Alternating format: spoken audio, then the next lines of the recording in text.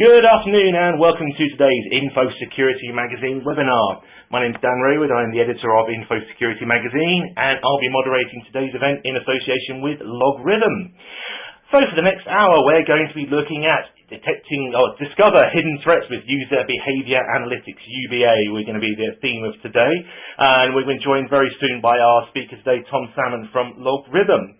But before I introduce you to Tom and our other speaker today, just a few housekeeping points from me.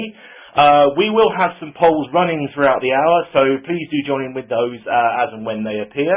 Also use the questions option. Let us know, what you think of what's being said, everything you want to ask Tom or our other speaker today, or me, if you really wish. And if you do have any questions specifically for a certain speaker, do put the name of that person in. Obviously, identify yourself if you choose. If you're on Twitter, where, as you see on the bottom of the screen there, hashtag InfoSecWebinar, join the discussion on social media. We're at InfoSecurityMag. And also, if you are a member of ISC Squared or ISACA, you can qualify for 1 CPE credit based on a minimum attendance of 50 minutes, 50 minutes. Once you have done that, you can download your certificate from your InfoSecurity account, submit it. Any certificates will be processed overnight, made available to download tomorrow. So, without further ado, we're going to push on to introduce our speakers today. So, I'm Dan Raywood from InfoSecurity Magazine. Up first today is Tom Salmon, who's an enterprise sales engineer at LogRhythm.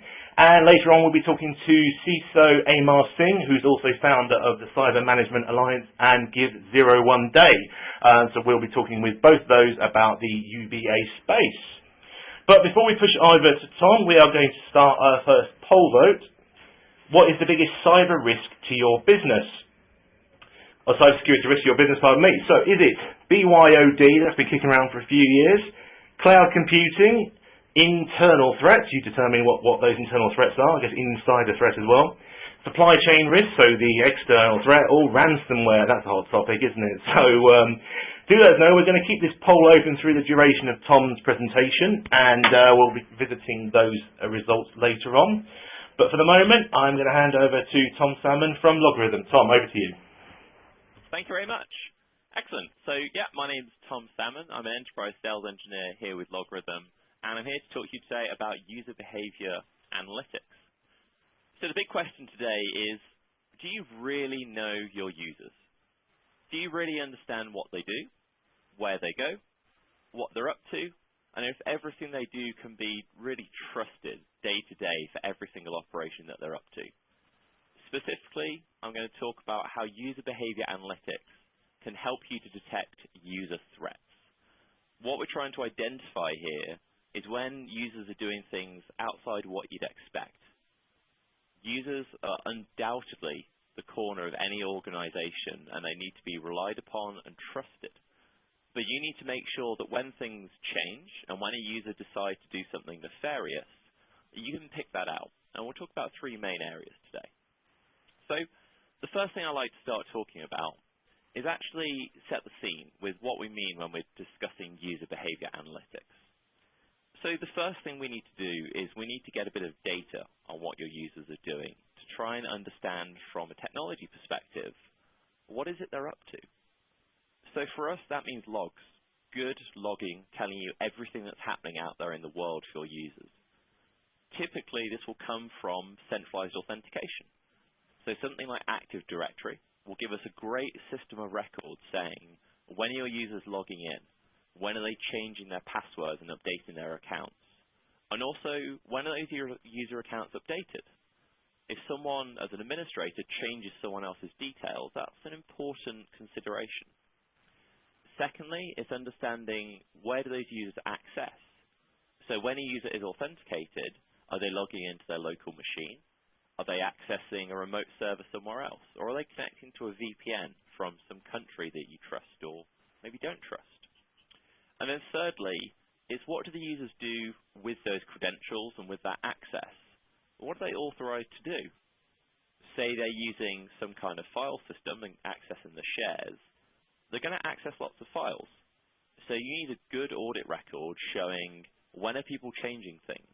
What are they viewing? If they're using web applications, what kind of actions are they performing on what kind of data? And really, that's the baseline amount of data that you could possibly need to start on the journey of user behavior analytics. Trying to understand an insight into human behavior, you need a large amount of data to do that. So first of all, we're going to think about traditional analytics. When I say traditional analytics, I'm thinking about simple rule engines that you're probably commonly used to. This would be where you build a rule that says if someone gets their password wrong 10 times, then that's bad. And we want an alarm about that because we believe this user is trying to hack into something. It's very simple. But the problem is, well, okay, every now and then a user password will expire. But then their phone, guess what, is logging into your emails every single minute trying to update them. And you're seeing loads of failed logons from this user, whether they're actively doing it or not. And it can be quite tricky to differentiate between those kinds of activity. So suddenly that'll start firing up. And you might get a few hundred or 1,000 alarms for one user for something that isn't true.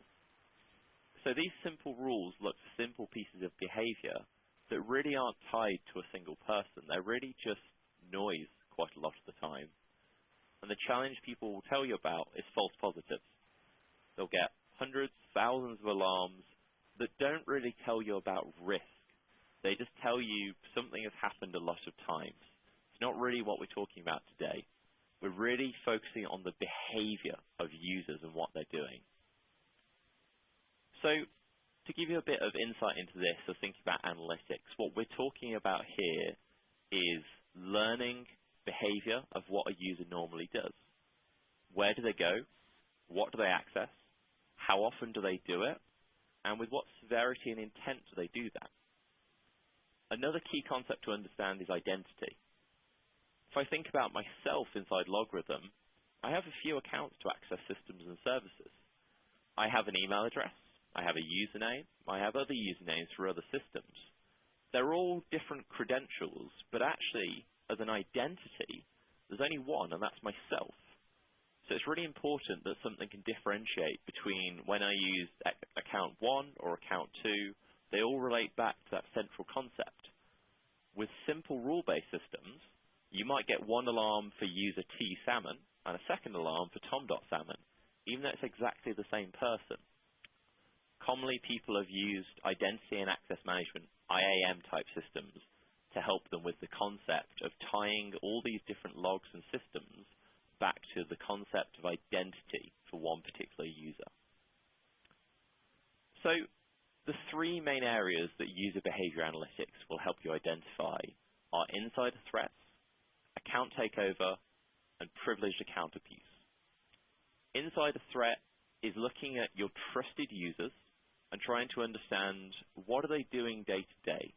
And it's trying to preempt before data is stolen or before a service is disrupted or fraud occurs, looking at those patterns of behavior that change and seeing when that trust model is broken from the inside. The second is account takeover. Account takeover is when you don't realize that someone else is using your identity on your behalf. Commonly, this is having your password stolen and someone logging into your emails or logging into a system and doing something purporting to be you, but actually just using your details to look like you're doing it. Your account has been stolen. And then privileged account abuse is where someone with the keys to the kingdom is doing something outside of the remit of what they should reliably be doing. As a simple example, if you think of an administrator of a network, through doing their job, they have to have access to all the routers and all the switches and firewalls, and they have to be able to update them because that's what they have to do.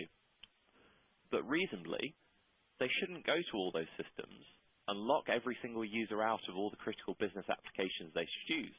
That's just not a reasonable way to work. So you need to try and determine what is that reasonable, normal threshold for each person. And it will be different for every person. Administrator 1 doesn't necessarily do exactly the same thing that Administrator 2 does. So you need some kind of system that can identify what is that pattern of activity of those different people, when does it change, and when does it become interesting. So the reason that we do all this is really simple. It's to reduce risk. We want to stop your company from losing money. We want to make sure you're not losing reputation focusing on detecting risk. There's two really key metrics that you can judge your organization's security posture on, and that is your mean time to detect and your mean time to respond. Very simply, if you detect threats more quickly, you can then respond to them more quickly, and you can mitigate the damage that might occur later on. If you don't have any kind of user behavior analytics solution in place, you could reasonably say that your time to detect UBA-style threats is months or greater. Typically, the way that you detect them is after something goes wrong. It might be when you see something on the front page of a newspaper about your company, or you see a competitor is suddenly selling exactly the same product as you and somehow got hold of your intellectual property. You only find out months or years later when that occurred. As you mature through your security journey, you want to try and reduce that down to hours, minutes, and seconds so that you can be in a secure position. Security isn't a static item. IT changes every day. Undoubtedly, you're provisioning new servers, you're reviewing a cloud service, or you're updating user access. So this concept of risk is not static, which is why your security journey needs to take into account how can you detect these threats across your entire surface of IT and across all the activity that your users are doing across the network, across endpoints, and across the users themselves. The second metric is mean time to respond. It's all well and good having a solution that tells you, yeah, this user is about to steal loads of data from you. How you respond is actually what really affects your risk rating here. And there's two items. Firstly, is having the technical capacity to actually respond to that threat. Commonly, we think of this relating to automation and good tool sets. If you've got a system that can take automated actions for you when it detects a very high-risk event, that can reduce your mean time to respond to essentially nothing. A great example is, say, 11 p.m. on a Friday night, a system for UBA detects that actually we've seen this user looks like they're going to steal loads of sensitive data. Do you, A, let it happen, wait for that alarm to come through, and then when your IT team comes back on Monday morning, they review the logs and find out what data was stolen over the weekend? Or do you, B, provide the tool set so that it can take an automated defense, and it could just temporarily disable that user account and then send an SMS or a page to a high-level member of the IT team asking them for a quicker review to find out what happened? Another item that's often underlooked in mean time to respond is how well prepared are your IT team to respond to this security incident in terms of processes.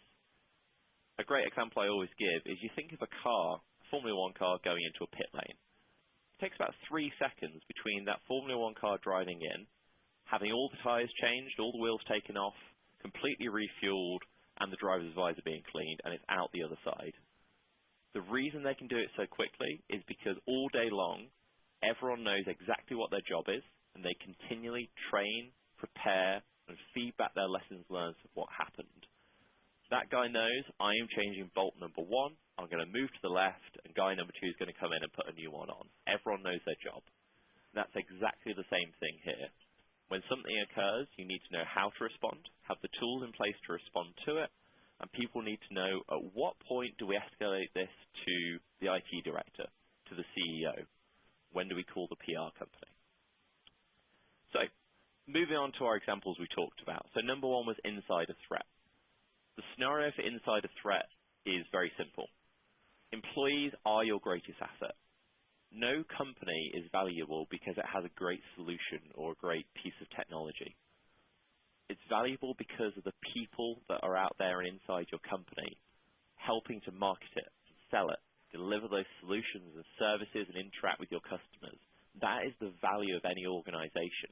So employees need to be valued. But in the process, when they're valued, you also have to trust them to do their job, which means giving them access to tools, information, and data that is often sensitive and is often commercially confidential and sensitive that would allow someone to build a competitor or sell it to someone else. And it's this exact reason that insider threats are hard to detect and can be the most damaging, because humans are fairly unpredictable. They don't necessarily do the same thing every day, and one person could easily take away your crown jewels and pass it somewhere else. So I'd like to give you a real-life example of an insider threat of what happened. And I'll show you exactly from a technical perspective where we could have seen this and how we could have stopped it occurring and getting worse. So in this example, it was a law firm. A group of lawyers were leaving a current law firm to join a rival. What they wanted to do was take information with them. And lawyers are funny creatures. They have this feeling that when they create a document or a template or a really great contract, because they put their intellectual sweat into it, it somehow becomes theirs and they own it in some way. So instead of having to start doing it again, well, they could just take a bit of creative influence from that template and take it to another company, save them some time. And also, where one law firm is working on a particularly sensitive matter or a particular case, if you can take that information somewhere else, that's worth quite a lot from a commercial perspective of jobs you can work on. So what these lawyers did was they took the data with them by uploading it to Dropbox. And secondly, they actually manipulated and sabotaged the existing data to make some of it invalid and some of it irrecoverable so that the current law firm couldn't continue to operate with those customers, which meant the customers at law firm A stopped working with them because they didn't trust them, they lost their reputation, and they moved on to where these new lawyers were going. So if you saw this from a technical perspective, there's three main areas where LogRhythm could have actually stopped this from happening. There's a very consistent, repeatable, and dependable attack chain in any attack, technical or non-sophisticated, and very specifically with user behavior analytics. You don't start with losing data. You start with reconnaissance and planning and understanding the intent of what's going to happen. In this case, what the lawyers wanted to do was they actually wanted to understand what is out there that's commercially sensitive. Which matters and subjects and clients are we working with right now that are worth a lot of money to someone else? You need to identify the target and understand its value. You're almost doing a business impact analysis of that data. But in the process, what they did was left behind a fantastic audit trail. If it was being mined, it would have been fairly obvious that on an average day, if you looked at the profile of those lawyers that left, they might have worked on a handful of cases. But then suddenly what they're doing is they're clicking through hundreds and thousands of documents and matters and cases to try and understand what's the most valuable. What do we want to take with us? And also at the same time what they're doing is they're leaving behind an audit trail of things they shouldn't be able to access. Any good document management system, any good file system will have permissions in place of things that you can't access. And everyone knows you click on it and it says, sorry, you cannot come in here. Very simply, just build a baseline around how many times a day is someone not allowed to access something. That clipping level is a few at best. If it suddenly ticks up and becomes pretty significant and increases at a high rate, along with accessing lots of documents that have never been looked at before, that's really abnormal. And they could have stopped it at that point if they were monitoring that automatically. Further down the attack chain, they then moved on to the very sensitive documents. They focused on the most valuable and commercially sensitive data. And again, that's where you can start to focus your intent and focus your activity around watch lists. What is the value to your business? What's the risk of losing this data? If you can build that into the algorithms that are protecting it, then you can get risk-based alerting to say, right, well, actually, yeah, we kind of care they're accessing lots of different matters that needs to be reviewed, but suddenly they're really trying to access anything related to this very strictly confidential system that's more important to us right now. This needs quicker escalation. We need to start our processes more quickly. And then finally, the last step is actually the data exfiltration piece. In this case, Dropbox was used, and it was around 80,000 documents. So you can tie together two really simple events. One, I've seen someone copy 78,000 files to their laptop. Two, I've seen someone upload 78,000 files to Dropbox.com. Or I've just seen someone upload 5 gigabytes of data to Dropbox.com by monitoring my network traffic. Those two things together are fairly abnormal in terms of behavior. And you can tie those together to get a fairly reasonable overview of someone doing something they really shouldn't do. So the second item I wanted to talk to you about is account takeover. So when we look at the data and statistics, 80% of attacks resulting in data breach, so that successfully occur and actually lose data, come from an external attacker. The biggest question that people struggle with is if it's legitimate access, the username's right, the password is right, the activity is within the permissions that someone's given, how do we know if it's being done by user A, who it actually is, or some nefarious actor pretending to be you? How do you get non-repudiation in this case? So for this example, I want to talk about Anthem Blue Cross. For those of you that don't know, they're a very significant healthcare provider. 1 in 9 Americans had health insurance provided by Anthem Blue Cross. In this case, the attack was actually really simple. It's something people see every single day, spear phishing.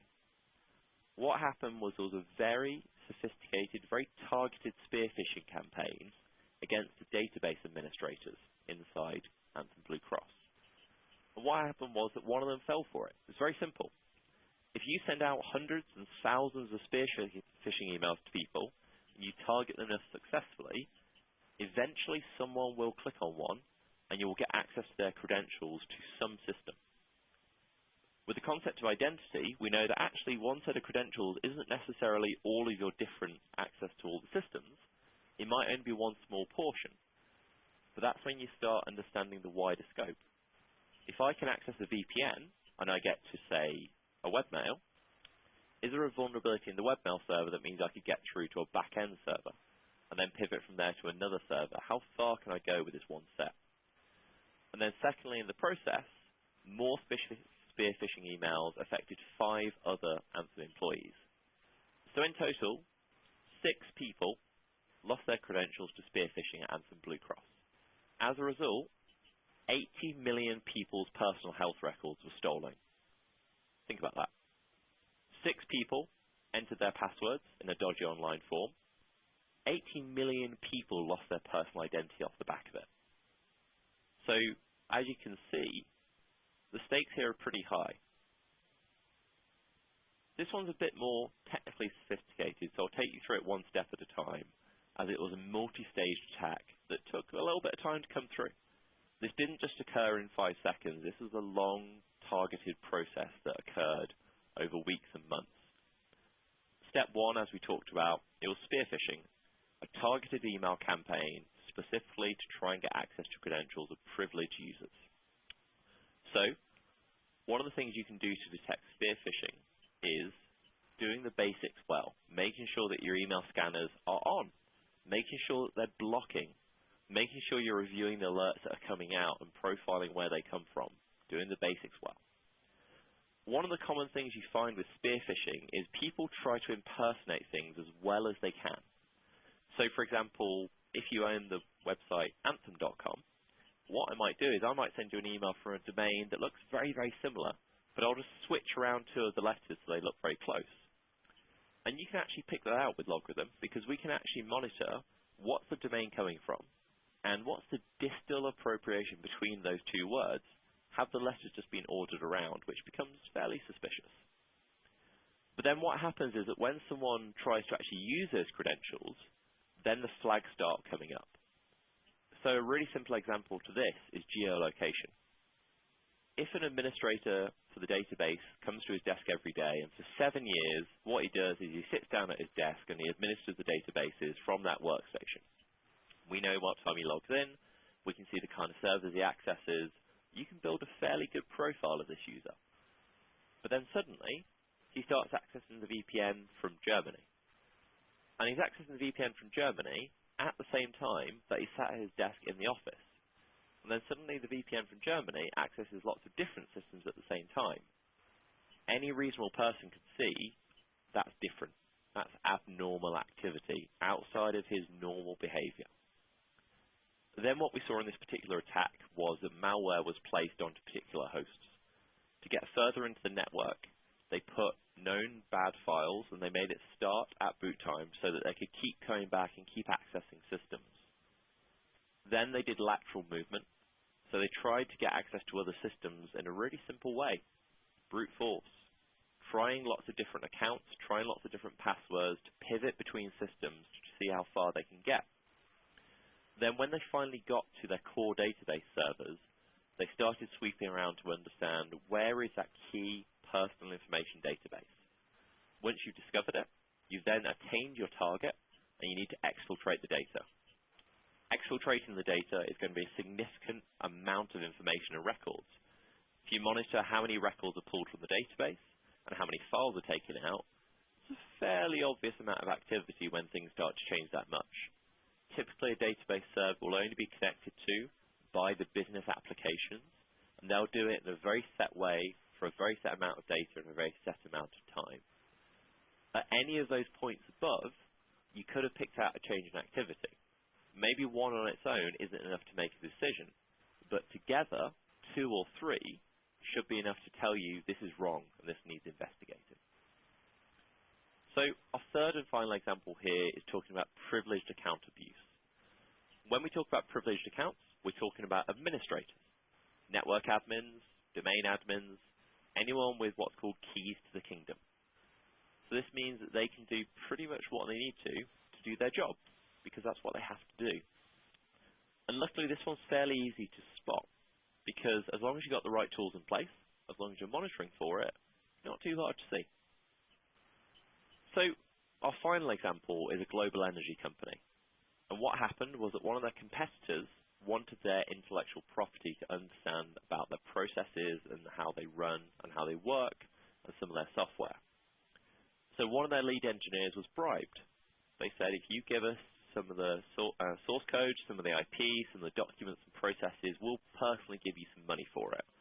So he logged into that access system using his developer account, copied those files out, sold them to a competitor, made himself some nice money. Because of this, the company he worked for lost their competitive advantage. They lost 3/4 of their revenue, they lost $600 million in market value, and half the workforce was laid off because there's one privileged user misusing his access that he legitimately was given access to. He was a developer, so he had to have access to development systems, but the way he interacted with them was malicious. So in this case, there was a number of steps where we could have noticed this. First of all, credential misuse. When people escalate their credentials, on Linux, that's sudo. On Windows, it's run as, or it could be logging in directly as an administrator. Then the risk level is elevated directly, because you're seeing that someone now has even more access than they had before. So the clipping threshold should be lower, and the profile should be different, because a user under their normal account is what they do day to day. Those few times when they become an administrator needs a very tight review to understand what's happening. So in this case, the developer became an administrator to access more systems and pull out more data than normal. He then started accessing lots of files and directories and pulling down large amounts of source code. To do his job, he would pull things out of source code, he would add things in, but it would be a limited amount of access. It would be a few here, a couple of hundred there. Suddenly when you start updating and pulling large volumes of data, and you don't normally do that, that becomes different. The way that they tried to hide the activity was the oldest trick in the book. Create a temporary account, log in as that user, do all your account as a fake user, and then delete the account. And then suddenly all the credentials are gone. Luckily, that's very easy to pick out, and LogRhythm's got a built-in rule specifically for that. A temporary account created, something happens, and then it's deleted, someone cleaning up their tracks. And then you see more privilege escalation and someone again accessing a high volume of sensitive data, manipulating it, pulling it out, and changing it. Should be fairly easy to spot. So one of the key things I want you to take away from this today is that malicious behavior is the intersection of multiple attributes. We can't stare at one particular dimension. It's not how many times did I get my password wrong. It's not what time did I log into my computer. It's not where did I log into or how many files did I touch. It's all of those things tied together. The wider world around it is outside of UBA, is understanding what is my network connections happening. How quick do they go? What applications are we seeing?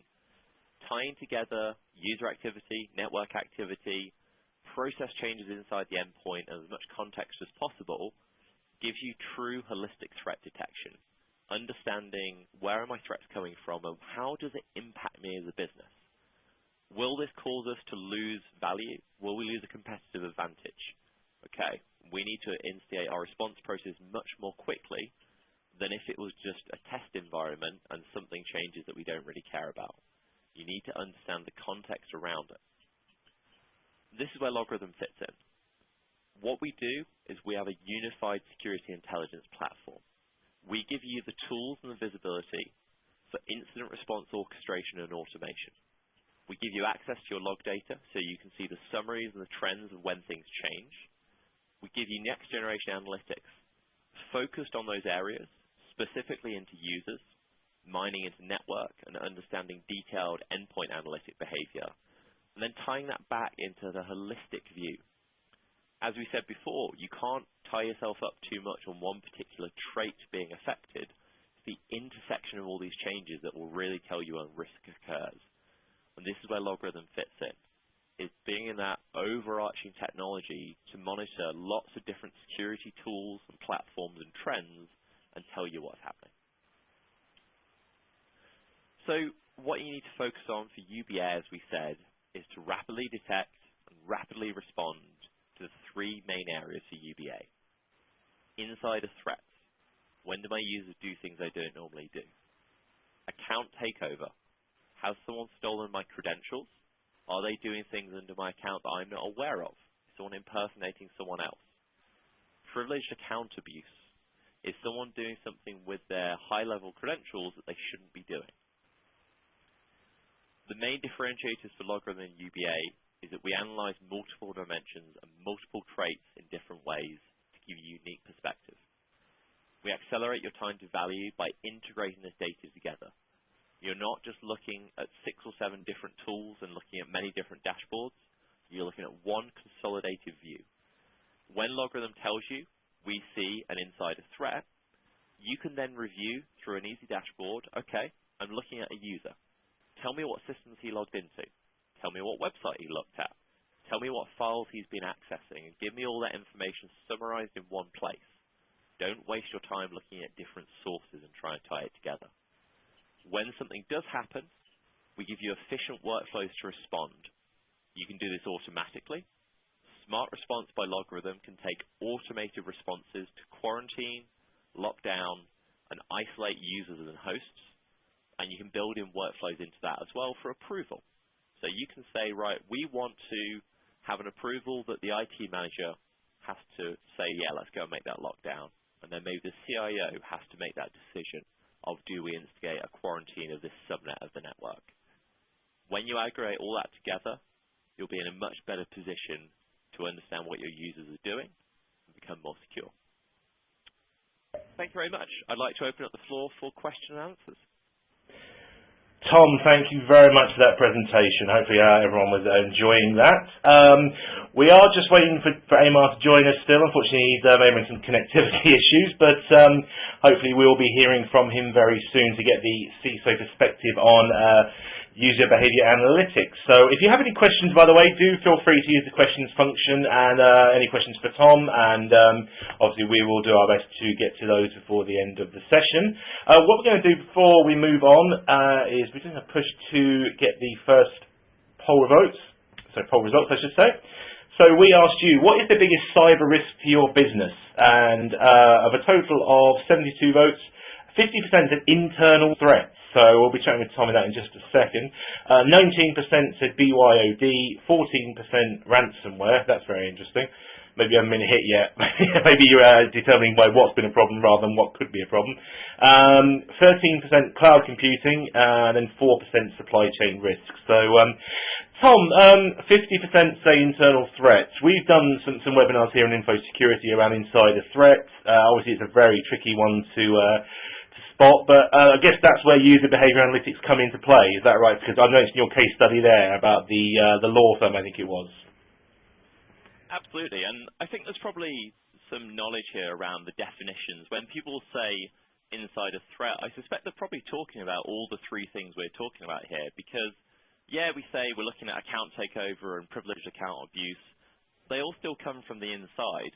Instead of saying, well, are we scared of the attackers from the outside world trying to hack through our firewalls and break down the doors, we're looking at people that we would traditionally trust. We'd say, well, inside the organization, I can, do what I like. To do my job, I need to make sure that I can access my databases and my applications, and if it goes wrong, I'm going to shout at IT because I should have access all day long. And you have to understand what that trade-off looks like. If you give people so much access they can do everything they want to do, it might overextend the amount of things that someone malicious could do. So really the key here is trying to profile and understand what's the difference between those groups of people. There are plenty of people who legitimately need access to lots of different systems. High-level management, they need to access HR and finance and IT and reporting and see pretty much everything inside the network. But if someone managed to steal their details and could then access all that information, that'd be pretty bad.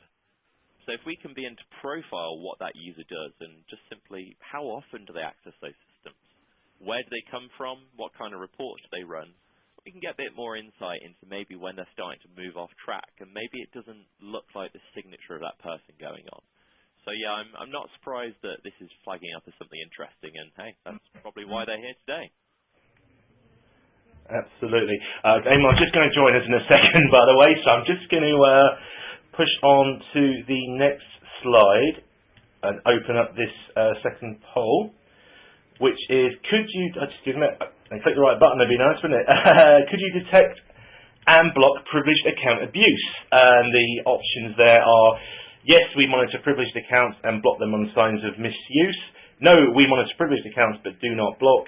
No, we do not monitor privileged accounts, or C, you don't know. Well, hopefully if you don't know, you've learned a little bit now then from Tom's talk just now. And I'm just being in touch with Amar. He's going to join us at any moment. So, yeah, one thing I just want to jump into there, Tom, before we jump into a question we just had about the LogRhythm UBA platform. In terms of ransomware, so that's obviously a very common theme now for here, and by the way, if you're interested in ransomware, look out for a webinar coming in mid-June with our deputy editor regarding ransomware for more information on that. Is that something that behavior analytics can track that sort of detection coming in, or is it sort of slightly more of an in-depth detection than something that's coming in through the endpoint, for example? So interestingly, we've actually seen a couple of times that User Behaviour Analytics with LogRhythm has actually identified ransomware from a file-based perspective. So if you look at any piece of ransomware, there's a common trait between them. It's very easy to get a piece of Locky or whatever it's doing and start to look at the DLLs and look at the technical signatures. But you get so far into the weeds that you're looking for hashes and things that can change very quickly. But what you realize is that for ransomware to be effective, what does it need to do? It needs to encrypt your files and deny you access to them. So what you see is that a user is on their laptop and they get ransomware. That ransomware goes to all the network drives and it starts touching all the files and it starts modifying them. So if you want to overwrite a file, it leaves behind a file access that says, I have modified this file or I've deleted this file. So very simply, a UBA-style technology that's showing, well, how many files does a user modify on a daily basis?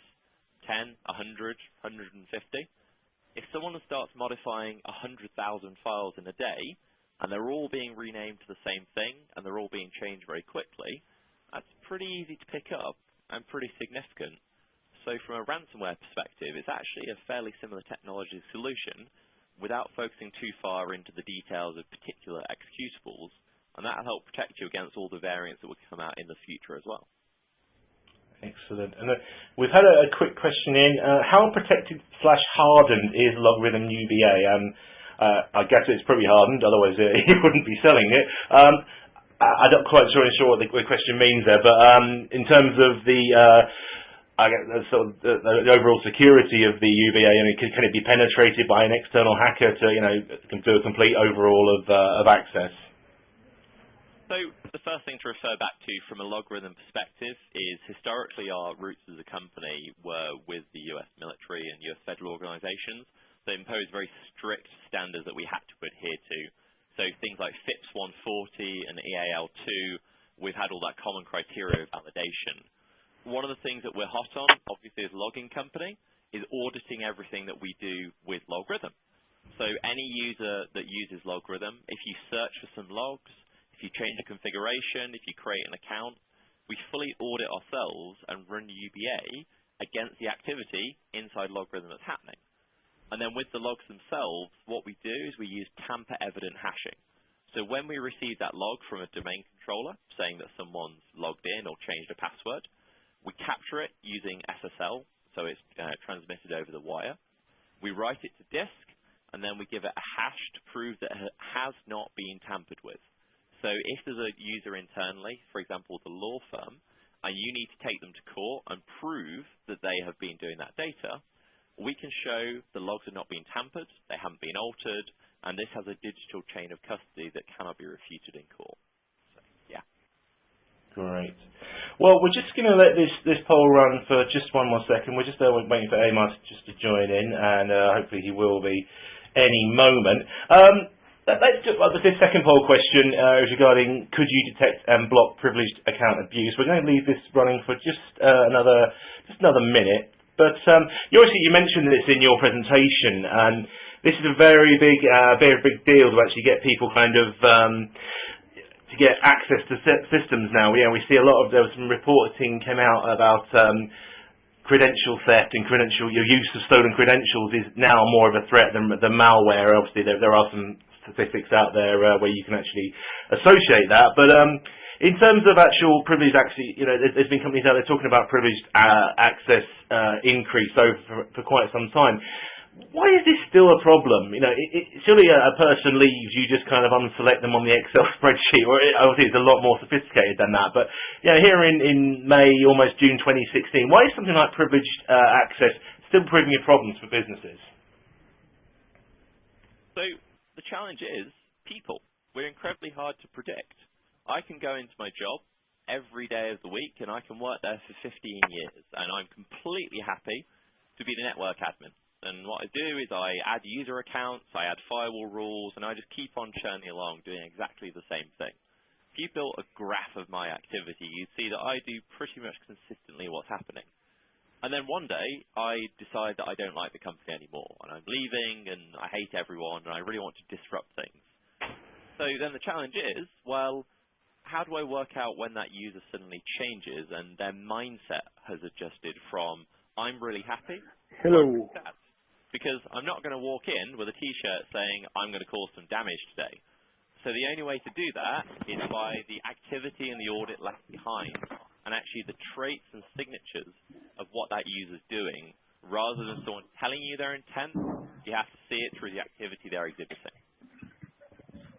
And that's just joining the background, that's Amar Singh. Amar, how are you? You are live, by the way, so don't swear. It might have been a call, but thanks very much for joining. Amar, we're just hello. Yes, I'm here. How are you doing? I'm good. I do apologize. No problem. We're just on privileged account abuse. We'll just wrap up in our second poll here. From the sort of, sorry to really throw you straight in the deep end as soon as you jump in, but in terms of privileged account management, from your perspective, is this still proving a challenge for businesses? Interestingly, I just gave a very interesting talk on this yesterday to a very select group of people. And my question was, are you ready? Is the audience ready for this? WTF. Now hear me out. Don't panic. Okay? Because the question is, why the fuss? And this is what I get asked a lot of the time. Every time we engage clients, when I talk to clients, one of the first questions is, are you looking at privileged users? And the question comes back, oh, Omar, why are you so fussy about the privileged users? We have them under control. Why are you so focused on the privileged? So the reality is, most organizations still don't get it. Now, I'm going to make a bold statement here. My issue is actually a lot of IT people don't truly get privileged behavior. And that is very worrying because IT needs to understand the reality of what a privileged user can do. Only then will the business understand.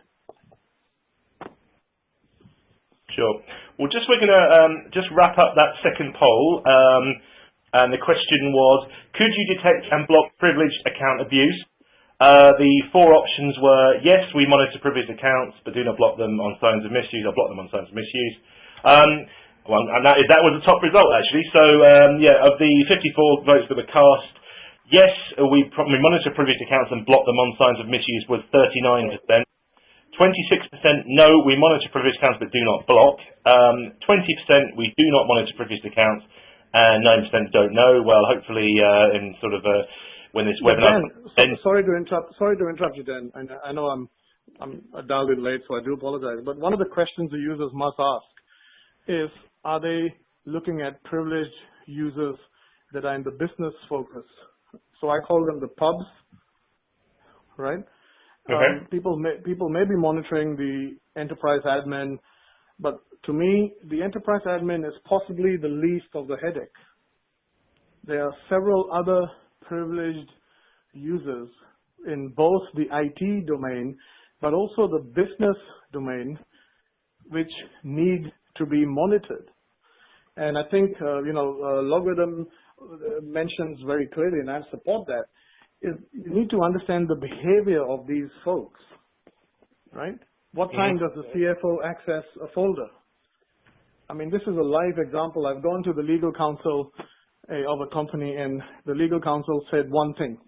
He wanted to know when anybody other than him accessed his folder, and that was his requirement. So he wanted a report of anyone who accessed his particular folder on the particular file share.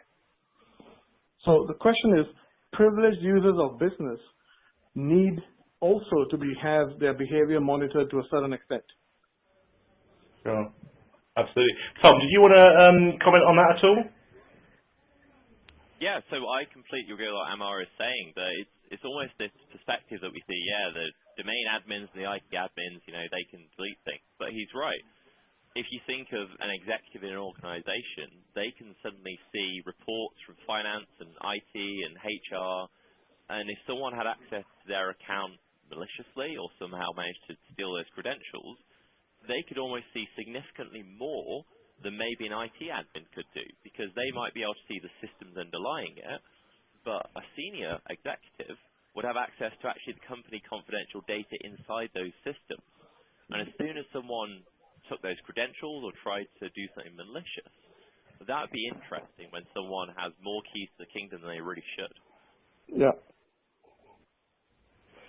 Sure. Well, just before I'm actually going to run the final poll actually for today, and then we'll just come back to Emma, just so we make sure we get through everything. When a breach occurs, how long would it take your organisation to detect and respond to it? So, hours, months, years, or not confident we could at all. So, do vote in that one. That vote is now open. I've opened that, so please do vote in that. Emma, we're going to run back to you. We're going to wrap up on that vote at the end of the webinar. I just want to, in terms of UBA technology, what do you see as a good trait of UBA technology? What the functionality that would you look for when purchasing and running it? I think granularity is really important, if I may. Once you get over the HR hurdle and the diplomatic and privacy issues, good luck with that. But once you get all of that done and dusted, right, I'm a major supporter of behavior analysis. And to me, granularity is important. And I think, LogRhythm and I are very much on the same wavelength on this, is defining normal, right?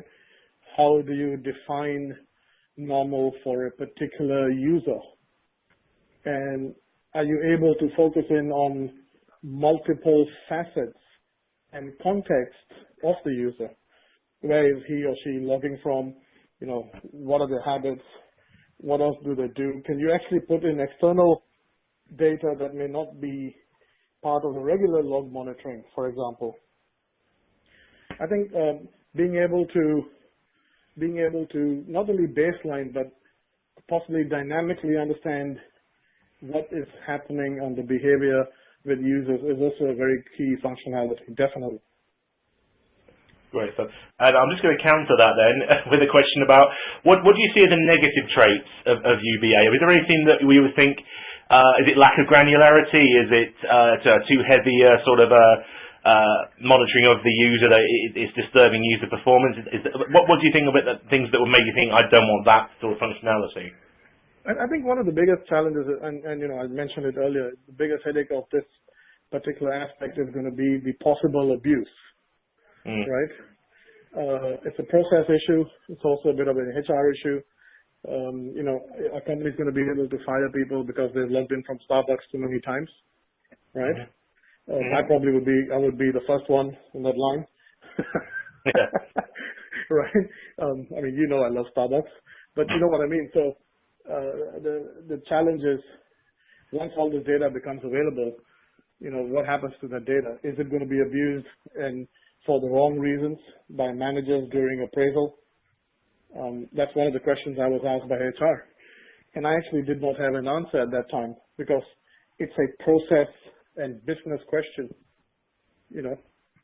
So these considerations, in fact, the more granular the tool, the more interesting the outcome, because that data could be used for appraisal, for promotion, or for sacking someone.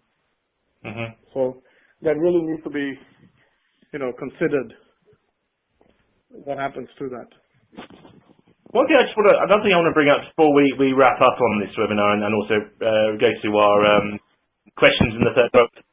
Emma, we did a vote earlier on where we asked what's the biggest cybersecurity risk to your business, and 50% said internal threats. So we're going to assume most people would assume that's insider threat.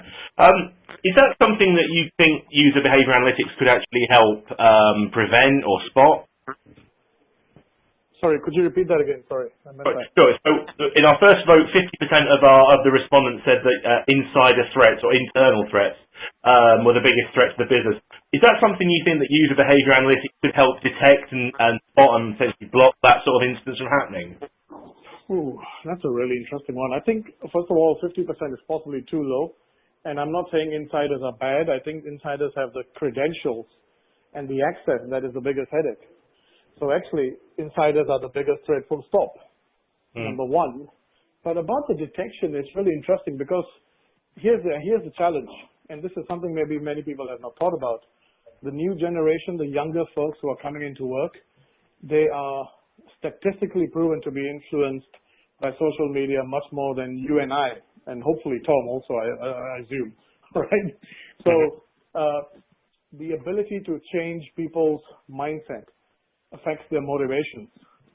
So having a proper UBA to be able to detect change in motivations is a really ideal situation, because change in motivations is happening much faster in history than it has ever been, right? So once your motivation changes, your attacker, who may not have been an attacker yesterday, may be an attacker in 6 weeks from now. The question is, are you going to be able to detect that change in motivation? Yeah, I think that's good. Tom, I don't know if you want to comment on that, in terms of updating the product and the management to contain new changes. Is that something that you're able to work with? Yeah, Amal raises a really interesting and a very wide point there that I completely agree with, that the mindset and change of influence of people, I'm not that influenced by social media myself, but you see younger people very quickly, strongly having allegiances for ideas, suddenly running with it and very quickly wanting to do something. And this is actually something that UBA can really quickly help with, that the longer you have to build in this baseline of when someone does the same thing day in, day out, accessing those systems, using it as a normal human being, if they suddenly decide, I want to be someone I'm not, and work and act in a way that I think is different, that should be fairly easy to spot when someone that isn't perhaps so crafty or clever tries to work around the systems without paying the attention to thinking there might be something watching them as well.